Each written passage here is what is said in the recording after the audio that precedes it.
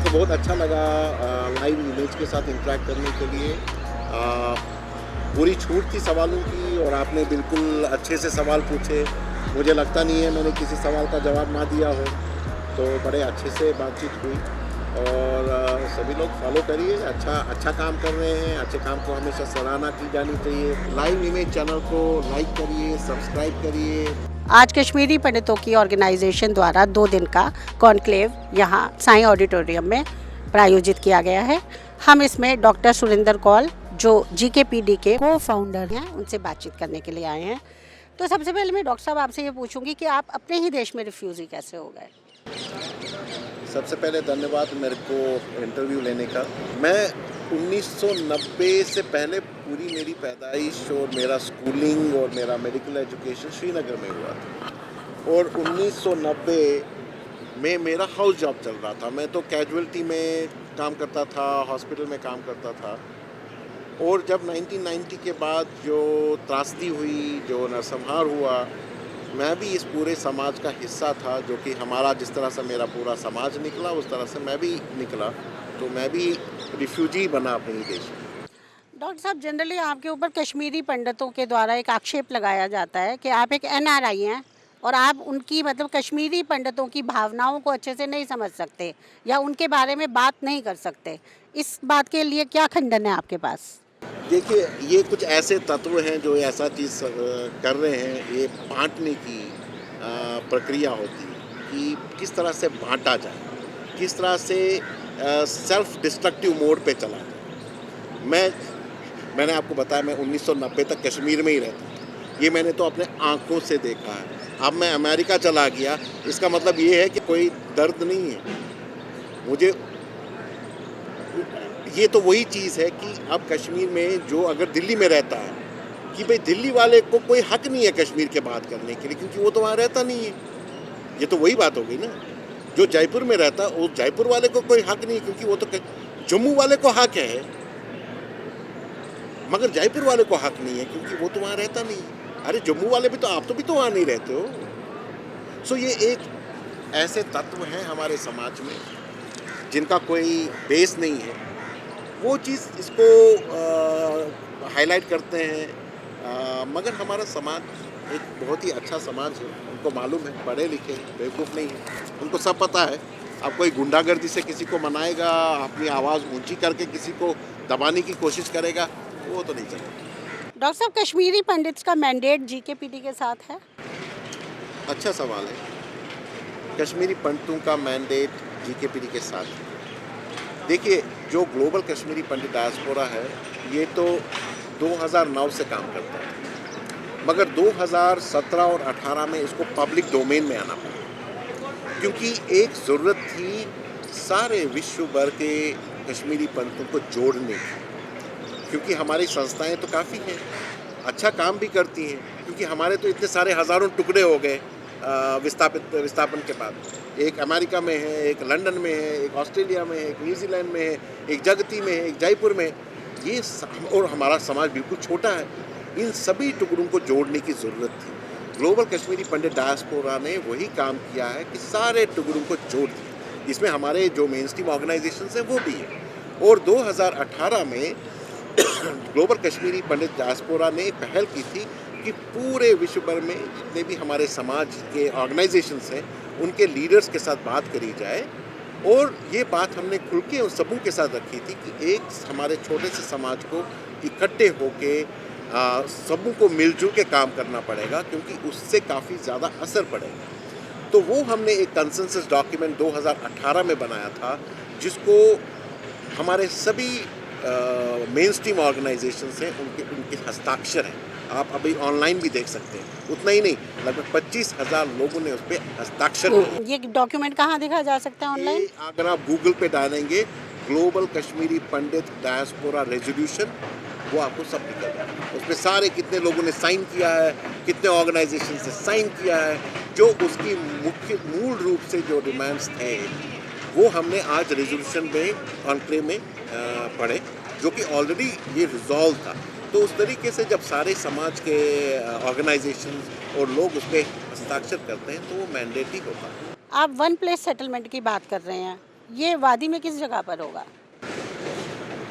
One place settlement का जो हमारा डिमांड है उस पे हमने लगभग 1-1.5 वर्ष से हमारा एक रिसर्च चल रहा था और उस रिसर्च में जो गति प्राप्त टाउन प्लानर हैं और उनकी टीम ने ये सारे सर्वे कराए थे। एक बहुत बड़ा एक्सटेंसिव रिसर्च चला था, तो उसमें सबसे पहले ये ज़रूरी था कि एक छोटा सा समाज उनको सुरक्षित रखना एक अगर वन प्लेस सेटलमेंट में होगा वो ज़्यादा बेटर है बनिस्बत की जैसे हमारा करंट सिचुएशन जो कश्मीर में थे 40-50 घर इधर इस जगह पे रहते हैं, 20-25 घर इस जगह पे रहते थे, 20-25 घर इस जगह रहते थे और किस तरह से हमको 48 घंटों में निकाल दिया। तो हम ये नहीं चाहते हैं कि ये दोबारा से हो जाए, तो इसलिए अगर हमारा समाज एक जगह पे रुकता है उससे एक कॉन्फिडेंस आता है और वो भी एक समाज एक जगह पे रुकने का मतलब ये नहीं है कि ये पूरा हिंदू समाज एक ही जगह रुकेगा, नहीं, मुसलमानों के साथ भी रुकेंगे, मुसलमान भी रहेंगे उसमें, मगर जहाँ तक कि एक ही एरिया में सभी रहेंगे उससे उनका कॉन्फिडेंस बढ़ेगा और उससे वो सारे मिलजुल के कंट्रीब्यूट भी कर सकते हैं उस जगह के प्रोग्रेस के लिए। तो तभी हमारा वन प्लेस सेटलमेंट का ये डिमांड था। अब जहाँ तक आपका प्रश्न है कि वो जगह कौन सी है, वो जगह हमने आइडेंटिफाई किया है क्योंकि कश्मीर में कॉम्प्लेक्सिटीज़ बहुत सारी है, तो वहाँ पे इतना मैं कह सकता हूँ वो हमने आइडेंटिफाई किया है और उस जगह को वन प्लेस सेटलमेंट करने के लिए किसी भी का घर टूटेगा नहीं। आप उसको आइडेंटिफाई करना चाहेंगे हमारे साथ, शेयर करना इस समय चाहेंगे? अभी नहीं करूँगा क्योंकि कश्मीर में जो कुछ भी होता है बड़ी कॉम्प्लेक्सिटीज़ होती हैं, उनको ध्यान में रखते हुए मेरे को लगता है अभी वो समय नहीं है। हम प्रेस कॉन्फ्रेंस भी कर रहे हैं, शायद कुछ टाइम में वो जगह भी आ जाएगी। डॉक्टर साहब, आपको ऐसा नहीं लगता कि एक वन प्लेस सेटलमेंट में एक और गाजा पट्टी बनने की संभावना हो जाएगी? वन प्लेस सेटलमेंट खाली हिंदुओं के लिए बोलते तब गाजा पट्टी आप बोल सकते थे, हम तो वो नहीं बोलते। हम तो बोलते हैं जहाँ पे मुसलमान हैं वहाँ पर भी हिंदू रहेंगे मगर एक साथ रहेंगे। एक साथ मतलब ये नहीं है कि सारे बस यहीं पे इकट्ठे रहेंगे, नहीं नहीं, एक जो एरिया है, एक डिस्ट्रिक्ट है, मगर वहीं पे बसा दीजिए सब उनको, ताकि अगर 20 किलोमीटर कोई दूर रहता है तो कम से कम ये तो पता रहे कि नहीं उसके घर जा सकते हैं, उसका हालचाल पूछ सकते हैं, उसको कोई तकलीफ है तो उसकी मदद कर सकते हैं। अगर आपने किसी को 200 किलोमीटर दूर पे बिठा दिया, किसी को 150 किलोमीटर की, तो वो ठीक नहीं है। तो वो मेरा मतलब है, वो स्पेसिफाई करना चाहता था क्योंकि एक कॉमन मैन ये सोचता है वन प्लेस सेटलमेंट को कि अच्छा ये सारे अब 3 किलोमीटर पे बचेंगे, सभी 10 किलोमीटर पे बस, नहीं, ऐसा नहीं। जैसे एक वन प्लेस श्रीनगर या अनंतनाग इतना बड़ा सिटी है, तो जहाँ पे वो एरिया है वहाँ पे आप बसा दीजिए कहीं पर भी, जहाँ पे कहीं कोई जो इजी है, जहाँ पे इंडस्ट्रियल एरिया बन सकता है, जहाँ पे एक अच्छा यूनिवर्सिटी टाउनशिप बन सकता है, क्योंकि प्रधानमंत्री तो स्मार्ट सिटी तो हर एक जगह बोल ही रहे हैं, तो हम भी ये स्मार्ट सिटी बना सकते हैं। हम सक्षम हैं खुद अपना स्मार्ट सिटी बनाने के लिए, ताकि अगर गवर्नमेंट हमारे साथ तालमेल करे तो वर्क करें। जिन कश्मीरी माइग्रेंट जो हैं, कश्मीरी पंडित, उन्होंने अभी अपनी ज़मीनें नहीं बेची, रिमोट में या डिफरेंट जगहों पर, वो आपके इस प्लान के साथ कैसे कॉप अप करेंगे? देखिए, हमारी भी ज़मीन है वहाँ, मैं तो कह रहा हूँ मेरे परिवार की ज़मीन है और लगभग 15 कनाल की ज़मीन, सारा एनक्रोच्ड है। जो बोल रहा है कि मेरी ज़मीन है, मैं वहाँ पे कहाँ, उसकी ज़मीन है ही नहीं, वो सारी ज़मीन हड़प रही है वहाँ। जो हमारे इंस्टीट्यूशंस हैं, जो हमारे मकान थे तो जला दिए, ये कर दिए, कहीं ने कुछ कोड़ी के दाम बेच दिए, तो वहाँ पे तो है ही नहीं कुछ। जो भी हमारा जो बसना है वो तो नए तरीके से बसाना है, क्योंकि जो ये कहते हैं अपने घरों में वापस जाएंगे, वो घर है ही नहीं। और जो ये बोलते हैं कि वो तो आइए आप अपने घरों में रहिए, हमारे घरों में रहिए, उसका मतलब है कि आप रहिए ही मत यहाँ। हम वो चाल भी समझते हैं, ये होती है मीठी ज़बान, अरे ये तो हमारे भाई हैं, कश्मीरी पंडित तो बहुत ये हैं, इनको तो हम अपने घरों में बसाएंगे। तो ये मजाक की बात होती है, ऐसा चलता नहीं है। और जो फार्मूला है हमारे रिहैबिलिटेशन का, वो बिल्कुल ओपन होना चाहिए। ये नहीं है कि हमारे घर में रहिए, अपने घरों में जाइए, अपने घर तो है ही नहीं कहीं पर। तो तभी ये पूरा प्रयास है किस तरह से इनका रिहैबिलिटेट करना है, पूरा प्रोजेक्ट है। अभी 2-3 साल पहले आप अपने कुछ डेलीगेशन के साथ गृह मंत्री अमित शाह जी से मिले थे, तो क्या उन्होंने आपको आश्वासित किया था कि वो आपको वन प्लेस सेटलमेंट देंगे? लगभग मेरे को लगता है 2019 या 2020 में हमारी मुलाकात हुई थी गृह मंत्री जी से, हमारा पूरा डेलीगेशन था, उसमें कई सारे ऑर्गेनाइजेशंस थे, और जो हमारा कंसेंसस डॉक्यूमेंट जो हमने 2018 में बनाया था वही हमने आधार बना के उनके सामने रखा था। तो वहीं पे हमने उनसे वन प्लेस सेटलमेंट की भी बात करी थी। तो कुछ चीज़ें उन्होंने हमसे तब एग्री किया, कुछ चीज़ें उन्होंने हमसे डिसएग्री किया, तो ये बात हुई। क्या एग्रीमेंट माने एग्री हुए और क्या नहीं? तो ऐसा नहीं था, तो उन्होंने कहा था देखिए सारा कश्मीर आपका है, वो भी सही बोल रहे थे, सारा कश्मीर आपका है तो आप एक जगह क्यों रहें, आपका तो पूरे कश्मीर में रहना चाहिए। और जहाँ तक आपकी जॉब्स हैं, हम जो ओवर एज लोग हैं उनके लिए रिलैक्स करेंगे, जो बिजनेस वेंचर्स हैं अगर लोन देना है वो भी देंगे, और जो आपकी प्रॉपर्टीज एनक्रोच की है आप लोगों को कोर्ट जाने की ज़रूरत नहीं है, वो सरकार की जिम्मेदारी है कि आप वो प्रॉपर्टी आपको वापस दिलाएं। ये बात है। तो उसमें कुछ कदम उठाया सरकार ने? अभी तक जानकारी है ही नहीं, अभी तो हमको तो यही तो हमको प्रॉब्लम है, जो करंट गवर्नमेंट है, एक एंगेजमेंट प्रोसेस ही नहीं। क्या कर रहे हैं, कैसे कर रहे हैं, अगर हमारे लिए कुछ कर रहे हैं हमको मालूम ही नहीं है, किसी से तालमेल नहीं है, किसी से बातचीत नहीं है, तो उसका क्या मतलब? तो हमको जो है करंट गवर्नमेंट से भी ऐसा लग रहा है कि इनने हमको राइट ऑफ कर दिया। अरे कितने हैं, इतने ही तो है, क्या करना है, चलो भूल जाएंगे, ऐसा नहीं होने देंगे। सरकार को ये ध्यान में रखना पड़ेगा कि देखिए इतना छोटा समाज ने अपनी नरसंहार और त्रासदी की जो कहानियाँ हैं उसको पूरे वर्ल्ड स्टेज पे लेके आए, और हम अपना मेहनत जारी रखें। अभी तो हम इंडियन गवर्नमेंट से कर रहे हैं, अभी तो हमारा प्रयास रहेगा कि यूएस के गवर्नमेंट के साथ उनको दिखाना, उनमें एजुकेशन जो कि हम कर रहे हैं कि टेररिज्म का क्या दुष्प्रभाव होता है, उसको टैकल करने के लिए वहाँ पे आवाज़ उठाना। हमारे कैपिटल हिल में प्रोग्राम होते हैं, हमारा अभी हेग में कुछ महीने पहले एक कन्वेंशन हुआ था। यही फ़ायदा होता है कि जब आपका जर्मनी का भी टीम है वो भी मिल रही है, अमेरिका का भी है, यूके का भी, उससे एक डायरेक्शन मिल जाता है, एक इंटरनेशनल इंटरेक्शन हो जाता है। और देखिए ग्लोबल कश्मीरी पंडित डायस्पोरा जो है ये तो कोई ऑर्गेनाइजेशन नहीं है, हमारा कोई ऑर्गेनाइजेशन नहीं है, ये एक सिविल सोसाइटी मूवमेंट है। सिविल सोसाइटी मतलब कि जो कॉमन लोग होते हैं, चाहे जो किसी ऑर्गेनाइजेशन के साथ काम नहीं कर सकते मगर कॉमन लोग हैं वो करना चाहते हैं। हमारे यहाँ पे कोई प्रेसिडेंट नहीं है, हमारे यहाँ पे कोई हायरार्की है ही नहीं। एक काम का अगर किसी को कोई इंटरेस्ट है वो बोलेगा कि हमको, मेरे को लगता है मैं ये प्रोजेक्ट करूँगा, मेरे को ये करना चाहिए, हम उनको बोलते हैं आप सामने आ जाइए, जो टीम आपको बनानी है बनाइए, आप उस प्रोजेक्ट के लीडर बनिए और आप करिए ये काम, हम आपका पूरा सहयोग करेंगे। आपके बारे में हम प्रेस रिलीज करेंगे, आपका नाम जाएगा वहाँ पे, आप करिए। खाली एक ही इंटरेस्ट है, कम्युनिटी इंटरेस्ट होगा, ना तो हमारा कोई बाई लॉज है, ना तो हमारा कोई कॉन्स्टिट्यूशन है, ये पूरा ट्रस्ट और विश्वास। ये जो आप वन प्लेस सेटलमेंट की बात कर रहे हैं, वहाँ पे आप किस एज ग्रुप के कश्मीरी पंडितों को, यंग जनरेशन को बसाने की सोच रहे हैं या जो पुराने लोग हैं? नो, सारे इसमें कोई एज डिस्क्रिमिनेशन है ही नहीं। Senior citizen, young citizen, youth, सारे।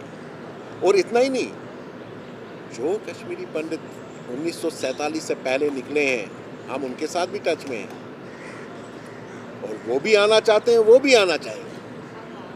तो यंग जनरेशन क्या करेगी जो जगह जगह है और जगह जगह जॉब कर रही है, वो छोड़ के आएगी? नहीं, हमारा जो एक प्रपोजल अभी एक्चुअली उस पर बात चल रही है, जो प्रपोजल था उसमें सारा आइडेंटिफाई किया है, industrial zone, hospitals, universities, factories, उसमें हम जनरेट करेंगे एम्प्लॉयमेंट, वहाँ के मुस्लिम को भी एम्प्लॉयमेंट देंगे। आपने कल प्रॉमिस करा जम्मू में कि डोगरा को भी आप एम्प्लॉयमेंट देंगे।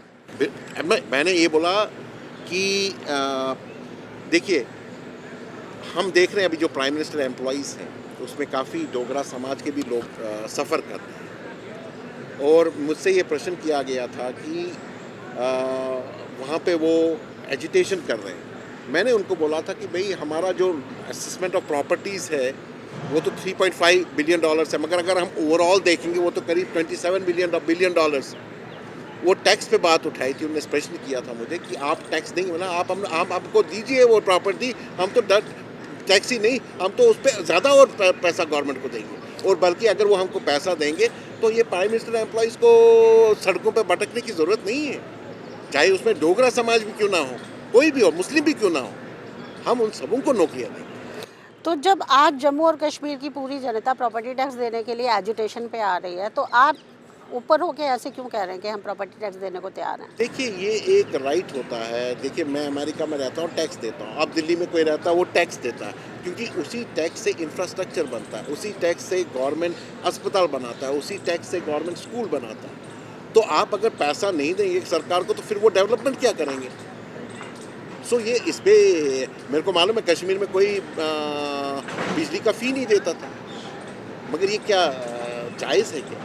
अगर आप कोई सर्विस ले रहे हैं, आपको उसका पैसा देना है। आप अगर पानी ले रहे हैं, उसका पैसा देना है, क्योंकि इस पे खर्चे आते हैं। आप अगर टैक्स देते हैं, वो आपको सुविधा मिलेगी, अस्पताल की सुविधा मिलेगी। तो मतलब आप फिर ये प्रोटेस्ट कर रहे हैं कि अपनी जो सुविधाएं हैं, उनसे वंचित रह जाओगे।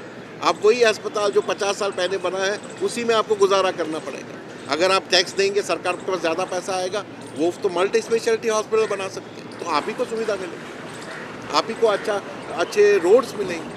आप माइनॉरिटी स्टेटस की डिमांड कर रहे हैं, वो माइनॉरिटी स्टेटस कौन से कश्मीरी पंडितों के लिए है, जो वैली में छूट गए हैं या जो रिफ्यूज़ हो गए हैं? नहीं, देखिए, इम्पॉर्टेंट है कि मुझे मालूम नहीं है कि कश्मीर में कश्मीरी हिंदू माइनॉरिटी स्टेटस क्यों नहीं है, मगर वो क्लैश कर रहा था क्योंकि मुसलमान इंडिया के ओवरऑल कॉन्टेक्स्ट में माइनॉरिटी है, मगर कश्मीर में वो तो मेजॉरिटी है, क्योंकि संविधान ने, भारतीय संविधान ने माइनॉरिटीज़ को लिए कुछ गारंटीज़ दी हैं। तो कश्मीर में भी मुसलमान वो गारंटी, उसके बेनिफिट्स ले रहा है, इंडिया में भी ले रहा है, और जो वहाँ के असली माइनॉरिटीज़ हैं उनको तो कुछ हेल्प ही नहीं। आपने 2-3 साल पहले कश्मीर फाइल्स का निर्माण किया फिल्म का, उसमें आपने जो मकसद चाहा था वो क्या पूरा हुआ और किस हद तक हुआ?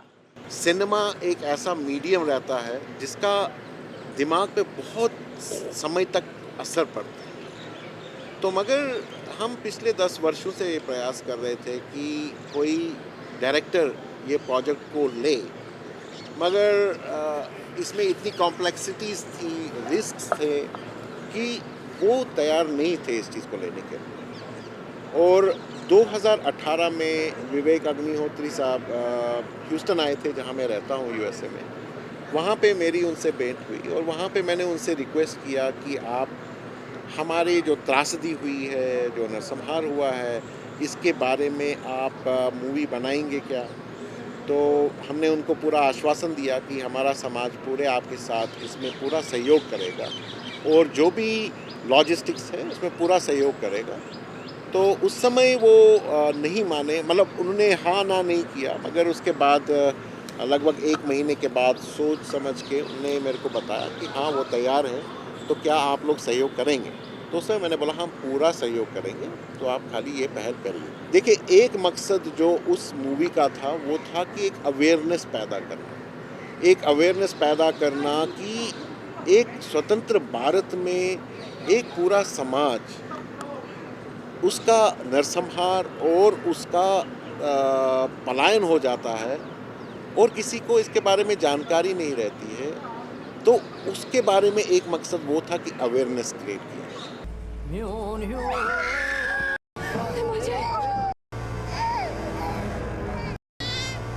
ये तो कौल साहब और उनका बेटा है। और वो अवेयरनेस केवल भारत में नहीं, पूरे विश्व भर में किया गया, वो मकसद पूरा हुआ। मगर उसी के साथ जब कश्मीर फाइल्स स्क्रीन हुई, उसके बाद एक कुछ अलग ही एजेंसियां काम करने लगी जो कि इसको प्रोपेगेंडा बता रहे थे, उनको बीजेपी आरएसएस के साथ जोड़ रहे थे, उसको इलेक्शंस के बारे में के साथ जोड़ते थे। वो एक बहुत ही दुखद था, क्योंकि ये मूवी हमारे समाज ने बनाई। हाँ, विवेक अग्निहोत्री साहब ने इसका रूपरेखा और उसका पूरा प्लान बनाया, मगर अगर इस मूवी का कोई ओनर है वो हमारा समाज है। हमारे समाज ने वो मूवी बनाई, और जो लोग इस चीज़ को बीजेपी आरएसएस इलेक्शंस के साथ जोड़ते हैं, उनकी सोच बहुत छोटी है। फिल्म रिलीज होने के बाद वादी में प्यार बढ़ा या नफरत? देखिए, हमारा वो मकसद नहीं था कि इससे प्यार बढ़े या नफ़रत बढ़े। इसका जो ऑब्जेक्टिव था वो था कि उस समय क्या हुआ उसके बारे में एक एजुकेशनल मूवी थी। तो अब ये इस पे निर्भर करता है कि आप इसको किस एंगल से देखेंगे। जो ये मूवी था उसका जो मेन इम्पैक्ट था, वो ऑब्जेक्टिव था कि ये मूवी टेररिज्म के बारे में, किसी रिलीजन के बारे में नहीं थी, ये किसी मुसलमान के बारे में नहीं थी, ये टेररिज्म के बारे में थी। और ग्लोबल टेररिज्म किसी भी समाज, चाहे हिंदू समाज हो, मुस्लिम समाज हो, क्रिश्चियन समाज हो, उसका ह्यूमैनिटी पे क्या असर पड़ता है उसको उबारने की ज़रूरत थी। मगर अनफॉर्चुनेटली यहाँ पे लोगों ने उसको अपने धर्म के साथ जोड़ा और उसके बाद उसका प्रोपेगेंडा करते गए, एक्सप्लॉइटेशन करते गए। तो वो उसमें हम शायद कामयाब, वो मकसद हमारा पूरा नहीं हुआ। मगर वो मकसद भी हम उनको समझाने की कोशिश करेंगे कि हमारा आम मुसलमान के साथ कोई इशू नहीं है। हाँ, हमारा उनके साथ इशू था कि जब ये त्रासदी हो रही थी तो हम सोच रहे थे कि शायद जो हमारा पड़ोसी मुसलमान है, जो हमारे मित्र मुसलमान हैं, वो इस चीज़ पे आवाज़ उठाएं कि ये गलत हो रहा है। मगर वो नहीं हुआ। उसके अलावा हमको कॉमन मुसलमान के साथ कोई प्रॉब्लम नहीं है। उनके साथ तो हमने अच्छा व्यवहार रखा है। हमने कश्मीरी पंडितों ने कभी एक पत्थर तक मुसलमान पे नहीं फेंका है, मारना तो दूर की बात है। तो ये उनको सोचना पड़ेगा कि हम किसी के अगेंस्ट नहीं हैं। तो आपको ऐसा नहीं लगता कि कश्मीर में जो ये कश्मीर फाइल फिल्म आपने बनाई है, इसमें ट्रिगर का काम जिसने किया वो चीज़ की कमी रह गई फिल्म में बताने में शुरू में? एक बार फिर से अपना प्रश्न पूछिए। ट्रिगर मतलब? ट्रिगर माने जिसकी वजह से ये इंसर्जेंसी शुरू हुई कश्मीर में, जिन घटनाओं ने ट्रिगर का काम किया।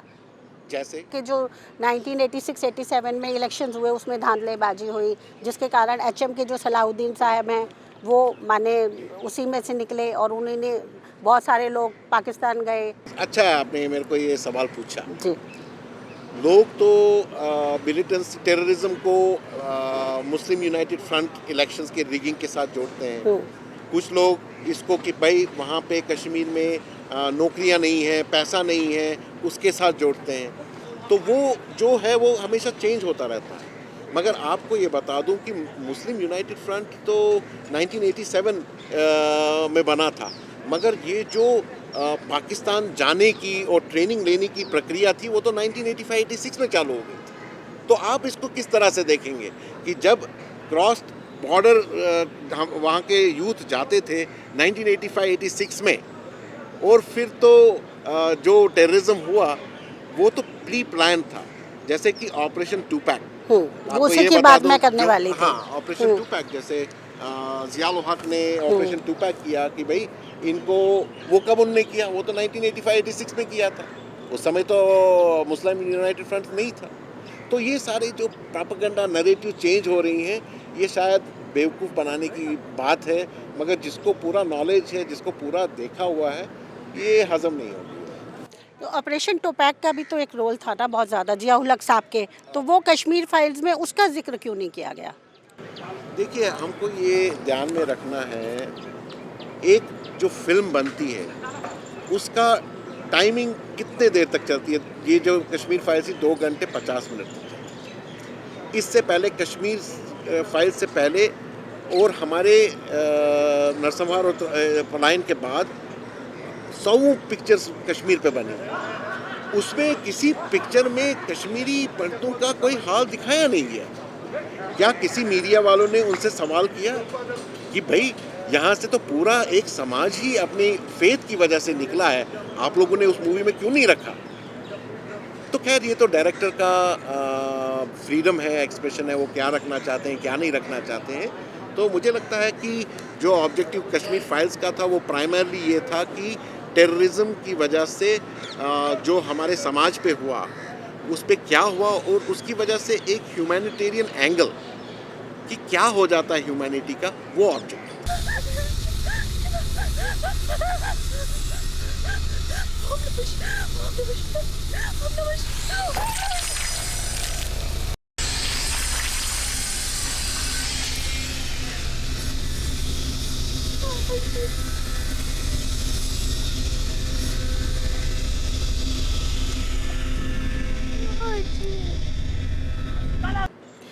शुरुआती दौर में कुछ मुसलमान भी टेररिज्म के शिकार हुए, वो भी मारे गए और छोड़ के गए कश्मीर वादी को, तो उस विषय में भी कुछ बातचीत होनी चाहिए था।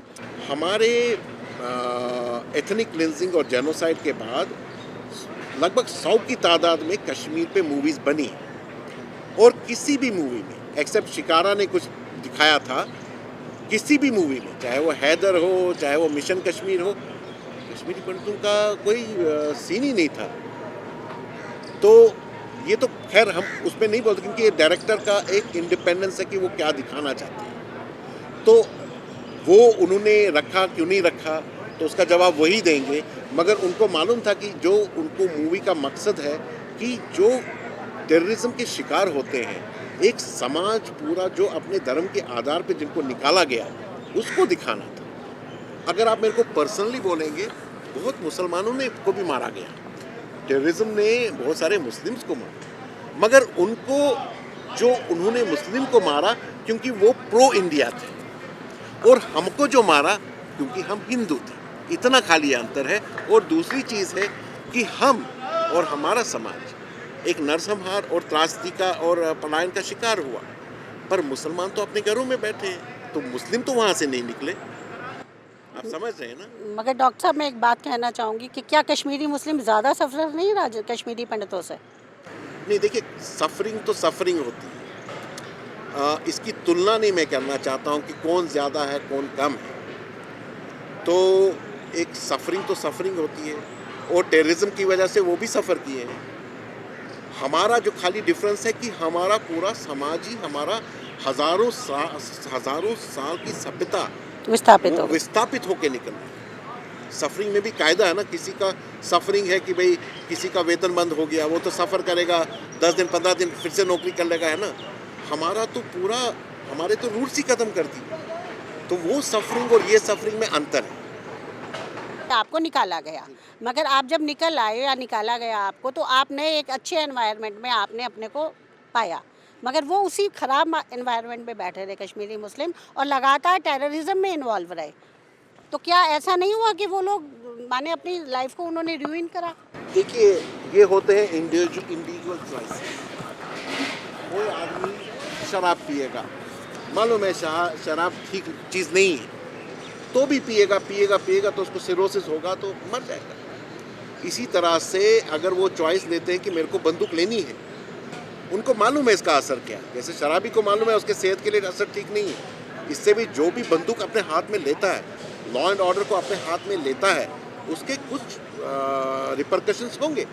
उसके लिए वही जिम्मेदार है, क्योंकि उसने वो चॉइस लिया है।